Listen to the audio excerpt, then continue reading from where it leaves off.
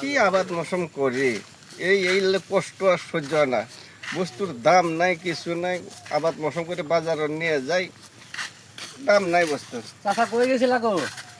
পাট বেচর গেছিলাম পরে পাট বেচে কি লাভ লস?